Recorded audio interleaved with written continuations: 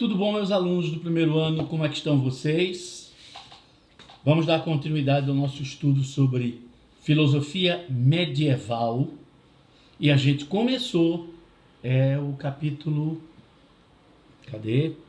Capítulo 6. Só que a gente não começou ainda o capítulo 6. A gente fez uma introdução falando sobre a origem do cristianismo, né? E chegamos até a morte de Cristo e o início do cristianismo, não é? As primeiras expansões da nova doutrina, da nova religião.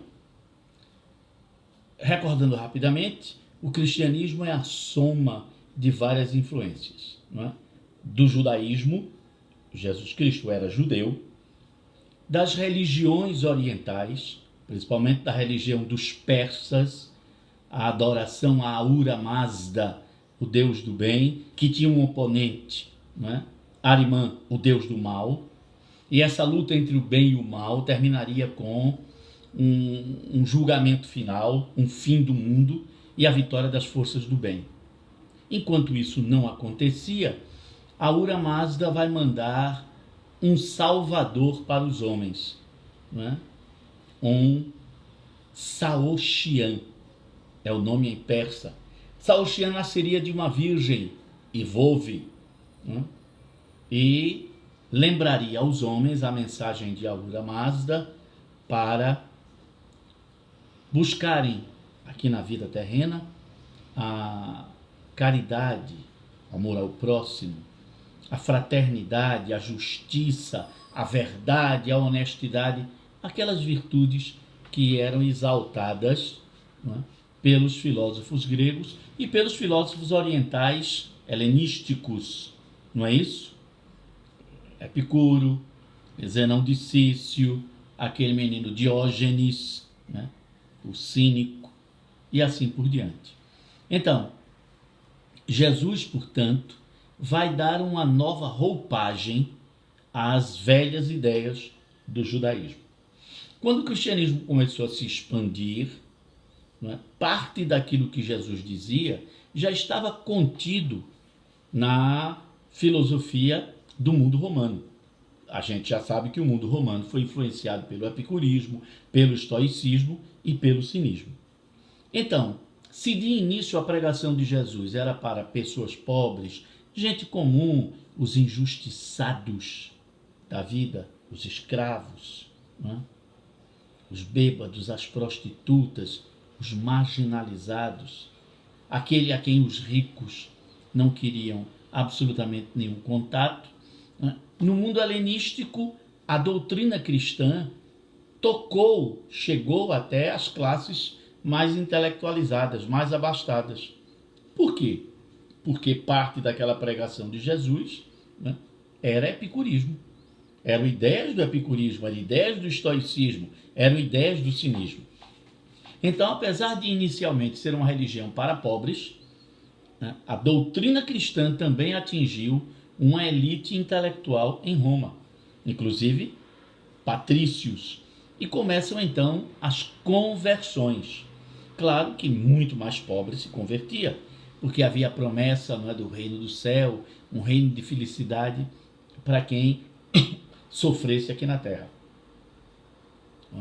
Para os ricos, a pregação da honestidade, da virtude, da igualdade entre os homens deixava de ser uma coisa teórica, metafísica, e podia ser aplicada na realidade. De início, o cristianismo não ofereceu absolutamente nenhum interesse por parte do governo, da estrutura administrativa de Roma. Os cristãos pareciam ser uma seita esquisita dentro das centenas de religiões que o Império Romano possuía. Mas houve um incêndio em Roma. As más línguas dizem que Nero mandou tocar fogo num bairro pobre, um favelão da cidade de Roma, para expandir o seu palácio, Domus Aurea, a Casa de Ouro. Não há provas nenhuma que ele tenha mandado fazer isso. O que é provável, isso sim, é que durante um comentário que ele fez do terraço do palácio, olhando para o favelão, ele tenha dito: eu gostaria de expandir o meu palácio, mas há esse terreno aí imenso ocupado por essa população pobre. E para eu ter acesso a esse terreno, eu vou ter que indenizar, pagar os moradores. Isso vai sair caro. Naquela época, veja, o direito romano já consagrava a questão da indenização. Nem o imperador podia tomar terra dos outros, a não ser que indenizasse aquelas terras. Nero, então, desistiu da ideia. Mas os bajuladores de Nero resolveram, então, queimar aquele bairro, aquele favelão. Incêndios em Roma eram comuns, porque os prédios dos ricos conviviam com os prédios dos pobres. E os prédios dos pobres eram feitos de madeira, e os incêndios eram comuns. Só que esse incêndio, em vez de ficar limitado àquela área daquela favela perto do palácio de Nero, se expandiu além do que se esperava. E aí o negócio foi feio, né? E aí sempre tem alguém que diz: não, eu ouvi Nero dizer que queria esse terreno, não sei o quê, e aí então foi ele que mandou, pronto. E a história correu. Os bajuladores de Nero então disseram: olha, está circulando o boato de que Sua Majestade mandou tocar fogo na favela. Vamos arranjar um culpado? Vamos arranjar um criminoso? E aí alguém teve a ideia de acusar, vamos colocar a culpa nos seguidores de Cristo, nos cristãos. E Nero, quem é esse Cristo? É um pregador que morou lá na Judéia e foi condenado à morte por crucificação à época do imperador Tibério, seu antepassado. Os cristãos dizem que esse tal Crestus ressuscitou. E eles também têm uma cerimônia, né, que eles chamam de partir o pão, em que eles dizem que estão comendo a carne e bebendo o sangue desse tal Crestus ressuscitado. E Nero, o quê? Eles comem a carne de um morto que ressuscitou e bebem sangue? É sim, César. Além disso, eles fazem isso às escondidas.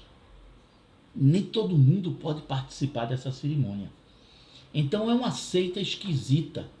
Muitos fazem essa cerimônia nas catacumbas, os túmulos subterrâneos que nós temos aqui em algumas colinas da cidade de Roma. Quem é que vai se incomodar em salvar a vida desse bando de vampiros? É uma acusação. Se colar, colou. E aí, né, lança-se a ideia de que o incêndio de Roma foi provocado por uma seita esquisita, né, de homens que adoravam um morto e comiam a carne desse cadáver e diziam beber o sangue, né, desse crucificado, né, e pregavam contra a adoração ao imperador, eram contra as guerras e contra a escravidão. Em parte isso é verdade, né? Os cristãos eram contra a escravidão. E os cristãos eram contra qualquer tipo de violência. E a guerra é a violência máxima. Então, não foi difícil alguém acreditar, muita gente, que os cristãos. Começa então a deduragem, a delação, pessoas querendo ganhar algum dinheiro para delatar cristãos. Resultado, né?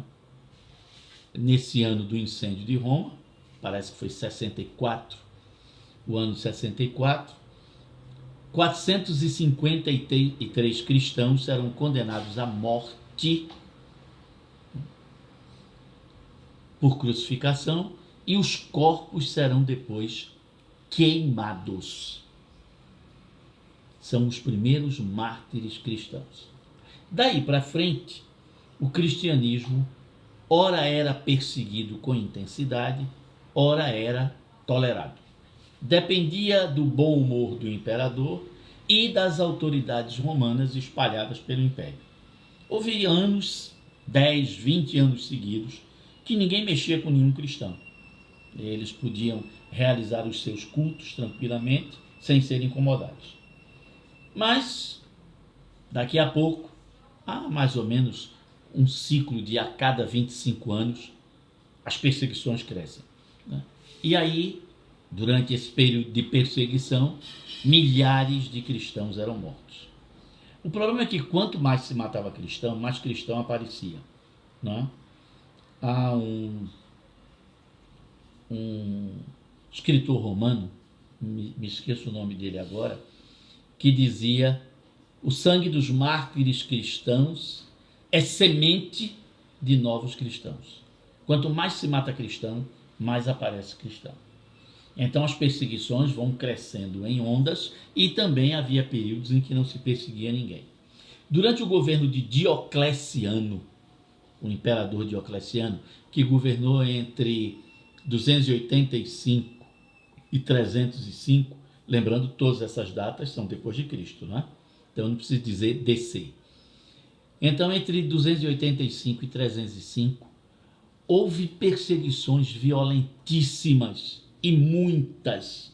O governo de Diocleciano foi um governo monstruoso de perseguições, né? E muita gente acreditava, e às vezes até os próprios imperadores, que os cristãos sabotavam a economia de Roma. De uma maneira geral, os cristãos, em parte, são culpados pelo declínio da economia romana. Na medida em que os cristãos se recusam a ter escravos e se recusam a participar de guerras, a gente sabe que sem guerra não existe prisioneiro de guerra. Sem prisioneiro de guerra não existe escravo. E os escravos que existiam sendo libertados, né, esse conjunto de fatos vai aumentar o preço dos escravos, inviabilizando a escravidão e, lógico, criando uma crise de mão de obra dentro do império. Então, de uma certa forma, indiretamente, sem querer, o cristianismo, através de suas ideias, contrário à escravidão, contrário à guerra, favoreceu o declínio econômico de Roma. Enquanto as perseguições acontecem, né, muita gente inteligente vai se tornando cristão, né? João, o discípulo mais novo de Jesus, que escreveu um dos evangelhos, né, epístolas, cartas para as comunidades cristãs, e um livro especial, né, cheio de visões e numa linguagem metafórica, confusa, de difícil interpretação, chamado Apocalipse. Pois bem, João teve como assistente, né, como seu seguidor, um jovem chamado Anacleto, que também teve seguidores. Anacleto, né, foi professor era Anacleto, o nome dele, não sei quem, de Alexandria, esqueço o nome dele, né? Esse tal de Alexandria, né, foi professor de Orígenes e de Celso, que foram professores de Ambrósio, que serão professores de Agostinho de Hipona. Você está percebendo? Os apóstolos ensinaram a doutrina cristã a seus alunos. Os alunos dos apóstolos, discípulos, passaram aquelas ideias para os seus discípulos, que passaram para outros discípulos e assim sucessivamente. Ou seja, o ensinamento dos apóstolos foi passando de geração em geração. E ao longo disso, textos sobre Jesus, além das epístolas, além dos evangelhos, além dos atos dos apóstolos, além dos apocalipses, eu estou botando isso no plural porque foram vários. A gente hoje na Bíblia, o chamado Novo Testamento, você encontra 4 evangelhos, mas são mais de 15 evangelhos que foram escritos. A gente conhece as epístolas de Paulo, de João, de Pedro, de Tiago, talvez tenha mais uma, 20 e poucas epístolas. São mais de 200 escritas. À época de São Paulo e dos apóstolos ainda vivos.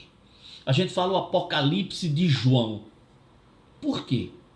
Porque existiam outros apocalipses.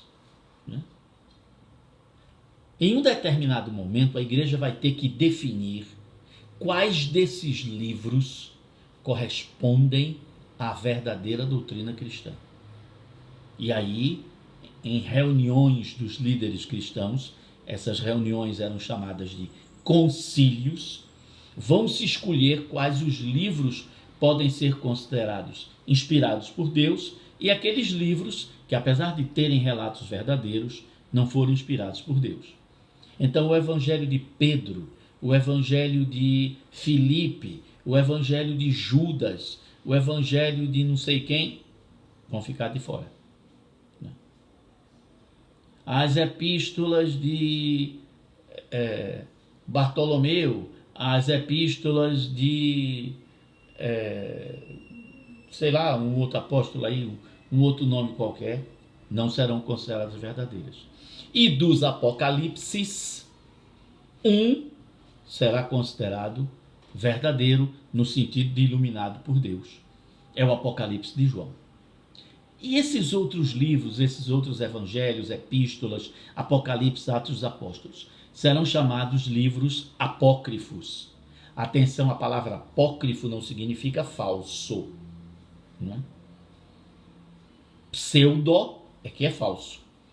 Apócrifo é o que é verdadeiro, mas não é inspirado.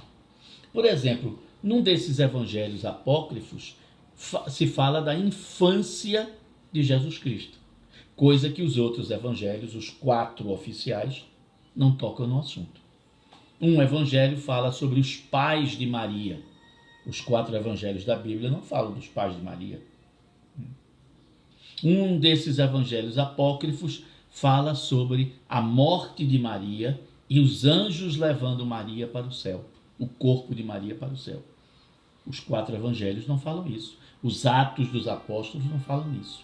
Nenhuma das epístolas cita a morte de Maria. Está vendo? Então, a escolha desses livros vai ser uma decisão dos líderes da igreja numa reunião, concílio, em que a hierarquia da igreja se juntava. Que hierarquia era essa?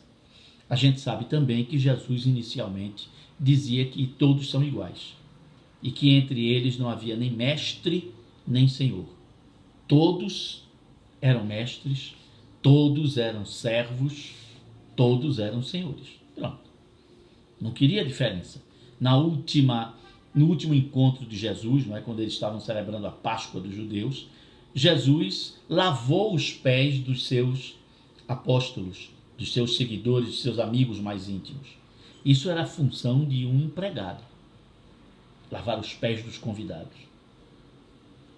E alguns dos apóstolos, alguns dos amigos de Jesus, não queriam que isso acontecesse. E Jesus disse: eu vou fazer para mostrar a vocês que entre nós não pode haver diferença. Mas foi Jesus morrer, e aí o que é que vai acontecer?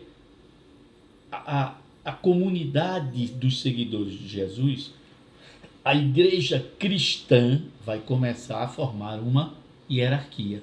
O que é uma hierarquia? É uma divisão entre um grupo de pessoas em que uns terão postos de comando e outros não terão postos de comando. Uns mandarão e outros obedecerão. Então, o que é que vai acontecer?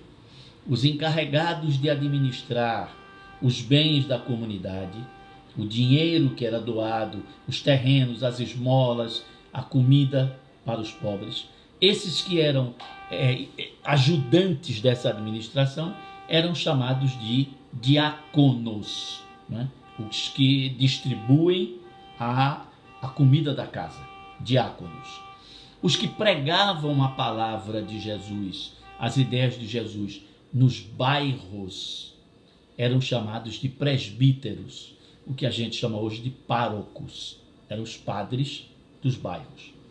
E os padres que governavam a cidade eram chamados de episcopes, bispos, os que vigiam, os pastores que comandam, não é, aquela cidade.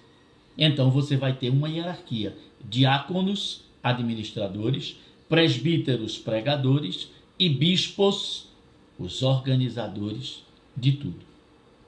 É claro que os bispos das cidades mais antigas onde o cristianismo tinha surgido eram mais importantes do que os bispos de outras cidades. Por exemplo, o bispo de Jerusalém, o bispo de Alexandria, no Egito, o bispo de Antioquia, né? O bispo de Damasco, o bispo de Atenas, o bispo de Roma. O bispo de Roma vai terminar se tornando um superbispo. O bispo que vai governar os outros bispos é o papado. Como é? Não existe isso em nenhum evangelho. Essa ideia dessa hierarquia, como você tem hoje na Igreja Católica Apostólica Romana, não está na Bíblia. Isso foi uma criação dos seguidores de Jesus, sem que Jesus em nenhum momento tenha falado em papa, cardeais, arcebispos e coisa e tal. Não existe isso. Isso é uma invenção humana, né? Não é uma invenção de Jesus enquanto Filho de Deus na crença dos cristãos. Tá vendo? Então, essa organização também fazia com que o cristianismo se tornasse uma religião forte. Mesmo perseguida, não é? Havia homens de poder dentro da igreja que eram capazes de enfrentar os imperadores e as autoridades romanas constituídas, né? Então vai chegar um momento que até gente dentro da família do imperador vai se converter ao cristianismo, né? Nós teremos isso principalmente a partir do século IV, né? Quando a mãe de um César, a mãe de Constantino, se tornou cristã e fez tudo para convencer o filho a se converter ao cristianismo. Constantino oficialmente nunca foi cristão, mas vai terminar protegendo os cristãos. É Constantino quem vai criar uma lei, um edito, assinado na cidade de Milão, norte da Itália, em 313. Por esse edito, o cristianismo não é mais uma religião perseguida. Será uma religião igual às outras dentro do Império Romano.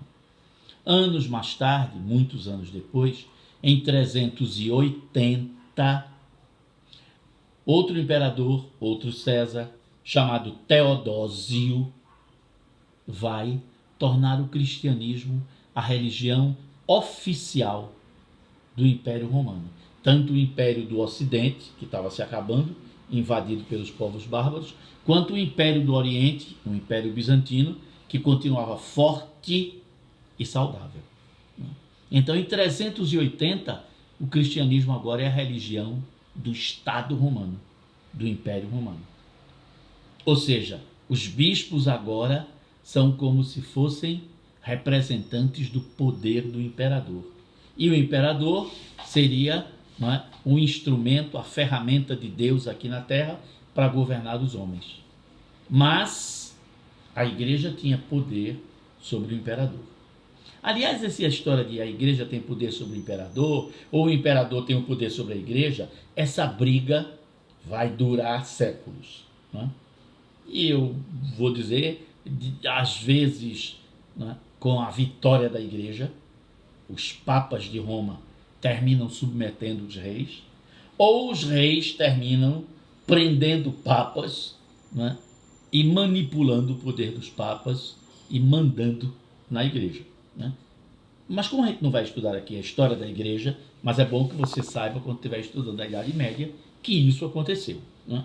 A convivência entre reis e papas nem sempre foi tranquilo, e quando você ouve dizer a igreja mandava tudo, ninguém desobedecia à igreja, não era assim também não, de jeito nenhum, né?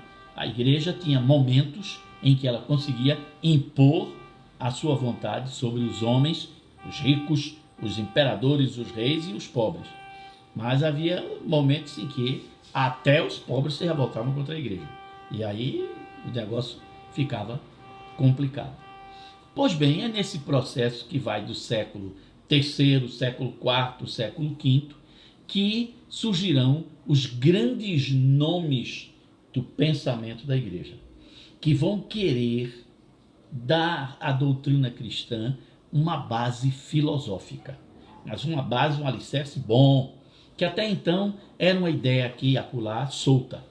O que se quer agora é criar uma doutrina sólida em que elementos da filosofia sustentem a fé, a doutrina cristã. Então, Ambrósio de Milão será um desses homens, mas o mais importante deles é Agostinho de Hipona, que é considerado o primeiro grande filósofo do cristianismo medieval e da filosofia medieval. E é ele que abre, não é, o capítulo 6. Não é? Há um retrato, uma pintura, claro, pode ser um retrato, porque a fotografia não tinha sido inventada, né? Mas uma pintura, não é, que representa, de Etienne Parrossel, século XVIII, século das luzes, o iluminismo, representando, não é, o apóstolo Paulo, e mais adiante a gente vai ver uma pintura que vai representar Agostinho. Mas vamos devagar, não é? A página que abre nosso assunto, essa que tem a pintura representando São Paulo, começa falando sobre o início da igreja, não é? Então é interessante que você acompanhe, não é, na leitura e diga isso. Como Paulo, muitos dos seguidores do cristianismo, não é, pretenderam dar respostas aos mistérios que cercam a existência humana. Quem somos? De onde viemos? Para onde vamos? Responder essas três perguntas continua sendo uma preocupação da filosofia. E muitas respostas já foram dadas. E não existe uma resposta única. Continua o texto aqui nessa primeira página. O pensamento medieval cristão foi a síntese entre o cristianismo e as filosofias grega e latina, alterando profundamente a maneira de perguntar isso. Quem somos? Somos filhos de Deus, irmãos em Cristo. Pronto. Essa era a resposta cristã. De onde viemos? Fomos criados à imagem e semelhança de Deus através de um casal primitivo, Adão e Eva. Somos descendentes desse casal primitivo. Para onde vamos? A resposta cristã. Deus, ao criar o ser humano, ao nos criar, queria que nós vivêssemos na perfeição do paraíso terreno, chamado Jardim do Éden. Mas o homem, a quem Deus fez um ser livre, isto é, capaz de escolher e, portanto, ser responsável por aquilo que escolhe, o homem, com a sua liberdade, Deus criou os homens livres, resolveu escolher o mal. E ao escolher o mal, o homem rompeu com o projeto de criação de Deus. É o pecado original de Adão e Eva, a história de comerem o fruto proibido. Isso é uma alegoria, não é isso? O que foi que aconteceu? Adão e Eva desobedeceram ordens que Deus havia dado para que o paraíso funcionasse. E na narrativa, não é, se escolhe o símbolo da maçã, a uva, sei lá, o fruto que não deveria ser comido, né? Isso é apenas o quê? A descrição, não é, da desobediência mostra que foi um crime intelectual. Muita gente diz, foi um crime sexual, né? Não existe esse negócio, né? O chamado pecado original é você usar, sabendo que está errado, usar a sua liberdade para fazer algo errado. E não tem nada a ver com sexualidade, porque Deus abençoou a sexualidade ao dizer ao casal, não é? Crescei, multiplicai-vos e enchei a terra. Deus abençoou a sexualidade. Os homens é que depois resolveram, entendeu, dar uma conotação de pecado à sexualidade. Deus nunca criou nada com pecado. Pecado está na cabeça do homem, né, da inteligência do homem, quando escolhe com sua liberdade o mal que faz. E não sou eu que estou dizendo isso, né? São os teólogos do cristianismo que dizem isso, né? Não é isso? É importante você não perceber que não é a opinião do professor Antônio Alves. Quando o Antônio Alves vai dar uma opinião, aquilo que ele pensa, aí ele para e diz, bom, eu vou dar a minha opinião sobre esse assunto. Eu raramente faço isso, né? Eu estou aqui para passar as ideias de filósofos e não passar as minhas ideias. Muito bem, seguindo então. Ora, mas não havia só essas 3 perguntas, né? Para onde vamos? Deus então quis reatar o amor para com os homens e resolveu então enviar o seu filho para que ele morresse e através desse sacrifício de Jesus na cruz, né, os laços de filiação entre Deus e os homens fossem restabelecidos. Mas há outras perguntas que vão surgindo e para as quais Jesus nunca tinha falado. Era preciso então, através de um raciocínio lógico, por exemplo, Jesus nunca falou sobre a homossexualidade. Nunca. Não há nenhum registro disso daí. Há um trecho do Evangelho em que Jesus parece falar disso. Mas quando você lê esse trecho, você percebe que aquilo está fora dos versículos que vêm antes.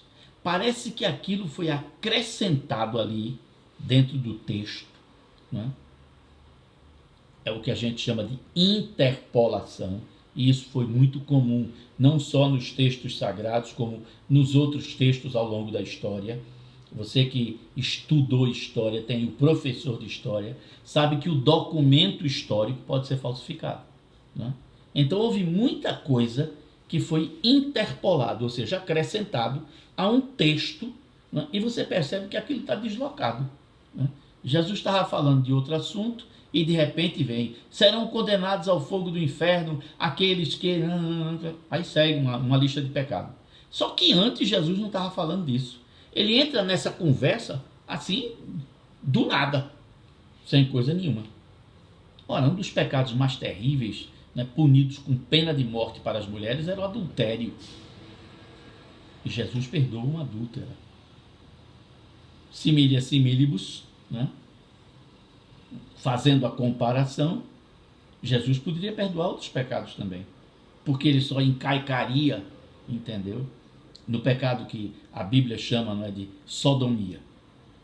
Porque o Antigo Testamento condenava. Sim, mas nos evangelhos, claramente, você não tem isso, né? Há muita coisa sobre o que Jesus não falou. Mas, ao crescer, o cristianismo tinha que dar resposta a isso. E onde é que ele vai buscar? Ele vai buscar no Antigo Testamento, que afinal de contas, os livros do Antigo Testamento, a parte primeira da Bíblia, eram também considerados sagrados. Mas, e quando não tem isso lá? Eu vou ter que buscar em outra coisa. Aí eu vou buscar nos filósofos que falaram sobre aquele assunto, desde que as ideias deles se aproximem daquilo que a gente chamaria de cristianismo. Então, alguns filósofos a gente vai utilizar como base para desenvolver um raciocínio cristão e outros não. Heráclito, por exemplo, que era claramente ateu, está fora, não é, desse processo de ser utilizado, a gente usar as ideias de Tales, de Demócrito, né? Esse bando de gente que vai estar queimando no fogo do inferno, não vai servir.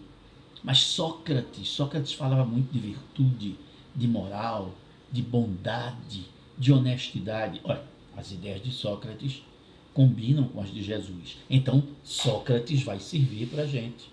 Platão, com o mundo perfeito das ideias, parece o reino dos céus. Então, Platão nos interessa. Está vendo? É essa mistura que vai formar a doutrina cristã. Na página seguinte, aí vem o pensamento medieval e a filosofia cristã. Então se fala, não é, sobre o fim do Império Romano e a formação da Idade Média, não é, que vai do século V até o século XV. São 1000 anos aproximadamente. Não é? E dizer que essa época foi chamada pelo pessoal do Renascimento de Idade das Trevas, como se não houvesse cultura nessa época. A gente está vendo que vai haver cultura, sim. As pessoas continuam pintando, desenhando, as pessoas continuam cantando, compondo, escrevendo, como Idade das Trevas. Maluquice é essa? Né? Não tem sentido. E a dicotomia, ou seja, não é, o contrassenso que era ajustar, fazer funcionar bem a fé e a razão. A razão e a crença. É o que está escrito aqui, né, na parte de baixo da razão e crença. A razão e a fé. Como é que eu posso garantir, né, essa unidade entre a razão e a fé? E é aí que os pensadores cristãos vão tentar fazer essa amálgama, né, essa liga, e mostrar que a razão nos ajuda a entender coisas que a fé afirma. Bom, então já concluímos essa parte. Aula que vem a gente vai falar do primeiro movimento da filosofia cristã, que foi a patrística. Tá bom? Até o nosso próximo encontro.